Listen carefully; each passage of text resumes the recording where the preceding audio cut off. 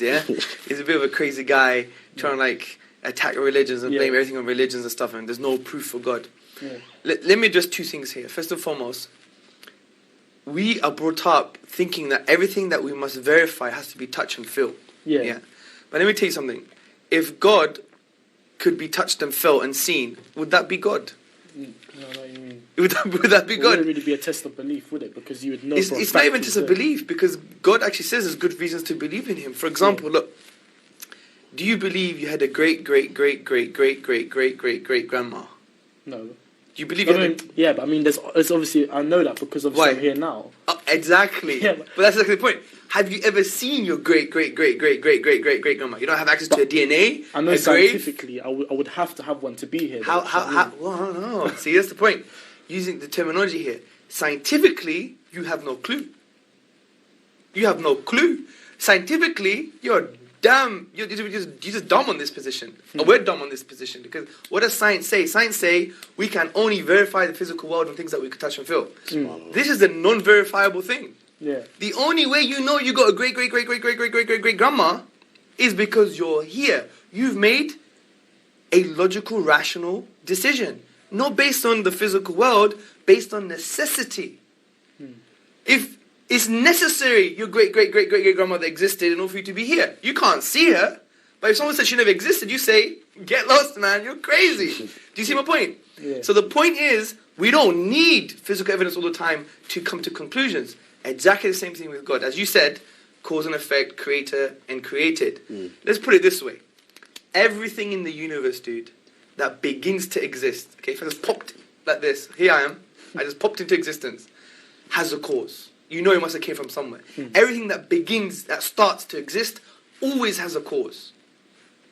Number two, the universe, without a shadow of a doubt now, began to exist. Based on philosophy, mathematics, Big Bang. You know about the Big Bang, yeah? Yeah, well, yeah. It's not that thing after too many curries, right? Yeah, the Big Bang, okay? So from all this, we know the universe began to exist. So what logically follows? Therefore, the universe has a cause. So we just say, right, without a doubt, we know the universe has a cause. What is the nature of this cause? Well, if you create the universe, it can't be part of the universe. Because if it's part of the universe, then that would mean the universe existed and didn't exist at the same time. Does that make sense? No. That's just crazy. Can Abu Bakr exist and not exist at the same time? Don't make no Although sense. we may want him not to exist. Because he talks a lot, yeah. Yeah, I'm kidding. So there's that. It must be one. Because they're knocking on the door. We don't assume there's Manchester United football team behind the door, right? We say it's one person, isn't it? Yeah? It's the most logical explanation. We know he must be all-powerful. He didn't create a grain of sand. He created the whole universe, right? Yeah. And we know it must be uncreated. Because some people say, well, who created God? It must be uncreated. Why? Don't know why. But let me give you an example. Say I want to shoot you, yeah? Yeah. Good style like this, yeah? Boom. Yeah? Hackney style. But before I could shoot, I have to ask Abu Bakr for permission. Abu Bakr, can I shoot the geezer? He says, wait, I need to ask someone behind me to shoot. And that guy has to ask permission too. If that goes on forever, could I shoot you? No. Impossible. Exactly the same thing with the universe. The question of saying who created God is equivalent of saying there is no creation. Because you need a final point. Because if it went on forever, we would never have creation in the first place. So look what we've just done. Just very simply. We've said there's a cause for the universe. It must be one, powerful, and uncreated. This is exactly what the Quran says.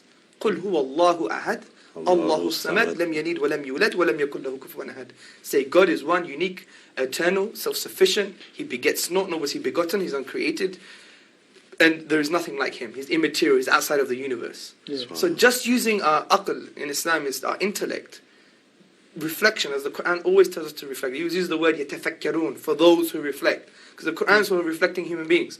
So we come to the conclusion that there must be a God. For me, I think that's irrefutable evidence there.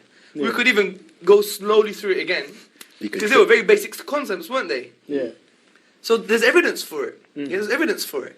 And then what I would say now is God an absentee landlord? He just give you the keys and will go away? No. How could we apply something to God that we never apply to ourselves? I got a BlackBerry, right? What came with my BlackBerry? A manual came with my BlackBerry. Human beings made this, and they made the manual. So we make manual for things, We're saying God wouldn't give us guidance? We're actually being saying lesser for the being that created the whole universe? No. We must be chiefs if we think that, man. We must be crazy. So the point is, it only makes sense that he gave us revelation. Now the question is, what is the revelation? That's a profound point we need to be talking about.